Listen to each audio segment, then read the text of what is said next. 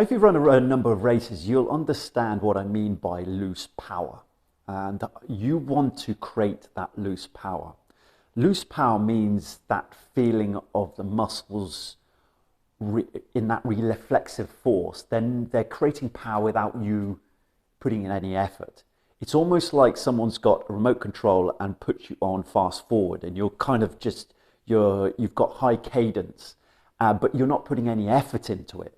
And once you have that, that's what you want to create for your race. But it takes a certain skill to do that. And what I found in my career was whenever I ran my fastest race, I had this. It felt like this when I was running. Because when I started my 400 meters, any good race that I ran, I felt that I'd be able to create that loose power, that reflexive power that it took effort, but it was very little effort. And it almost felt like I was on fast forward. And when I did that first 200, I almost felt like this is easy. I can sustain this. I'm creating high cadence and power, but I can sustain it right through the race or most of the race. And normally when that happened, I created that loose power at the start of the race, and before the race started, on the home straight, I was no way fatiguing as much, and the lactic acid was much lower. And when that is the case, the lactic acid is much lower, you're likely to run faster. It's one of those strange things that happens. I think the less lactic you create in the race, the faster you'll run. Because when you're creating that lactic acid, the faster you'll slow down. The faster that finishing line will get to you much slower. And that's what I feel like skilled running, 400-meter running is all about. And also 200-meter running, and to some extent 100-meter running. Creating that loose power is of extreme importance. But how do you do that? Well, it's all about what Jocko Willink is about, separating yourself from your emotions. And what athletes normally do is they get very nervous and not able to develop that skill of separating themselves from emotions, and when you actually, for a lot of athletes, they get nervous, they're creating themselves all at once and getting drawn into their emotions a lot more than they should. The important to actually be able to separate yourself from the emotions, so you notice the nerves, and you can look at your nerves and see it welling up in you at the start of the race, but not get drawn into it and just almost think, okay, I'm comfortable with it there. And you use your breathing, and this can be light breathing into your nose, out through your mouth. It can be light breathing. And when you're on the start of your, just before you get in the blocks, you're standing behind your blocks, and you can use this light breathing, and you can focus on the breathing. That's going to take away the power of the nerves. And once you do that, you're prioritizing your breathing, but you're prioritizing the present moment. So the first thing, your breathing and your environment right now, right around you, is the most important thing.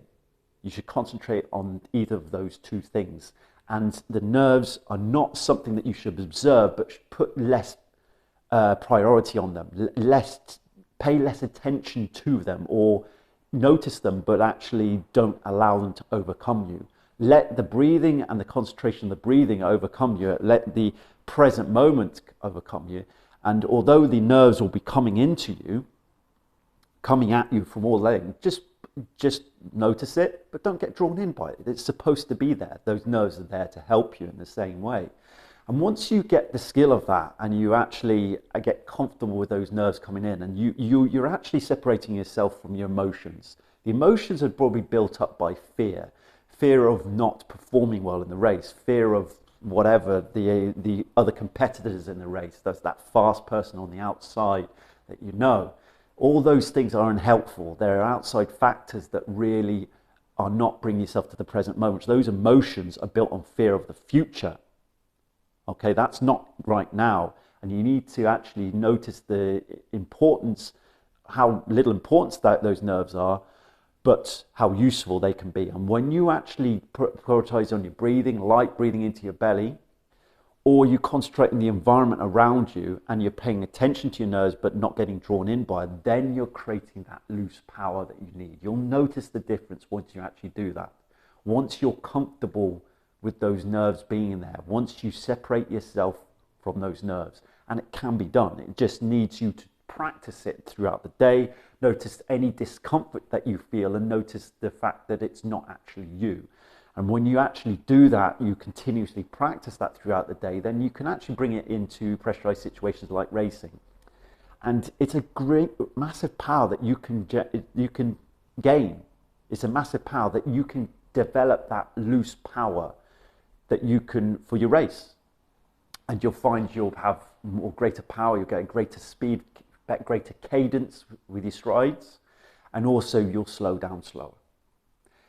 And then once you develop it, you won't regret it. It's just spend some time on it and notice it in training. Putting it into practice and training obviously is the best time to do this.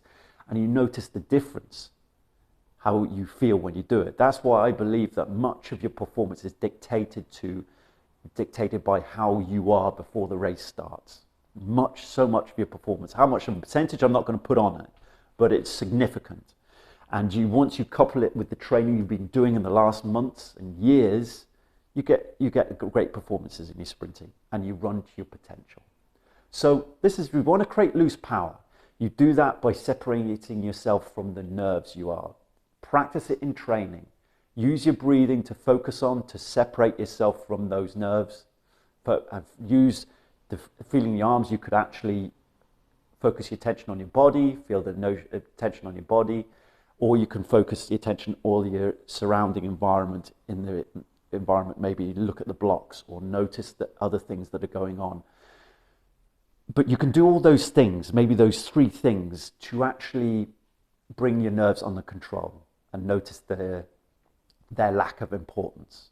And once you do that, you will see the improvements in your sport, in your sprinting, in your 400-meter running, and you feel good when you're sprinting. So I hope that video was helpful. Please like, please share with your running colleagues, and comment below. Have you ever felt that loose power? Have you ever felt that loose power? Do you know what I'm talking about? And if you haven't, I highly recommend you try it. This really will make a difference to your sprinting and your performance. Thanks for watching. Hey guys, thanks for watching that video. Now, if you're looking to have extra help or more assistance in getting relaxed for your sprinting, for your 200 meters or 400 meters, and I highly recommend that you go down to one of my courses.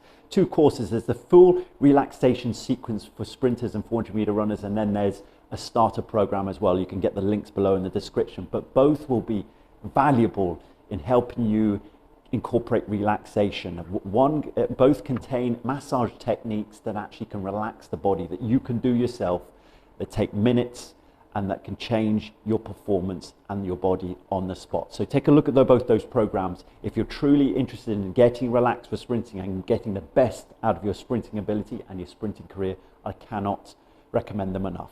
Take a look, and I'll see you in the next video.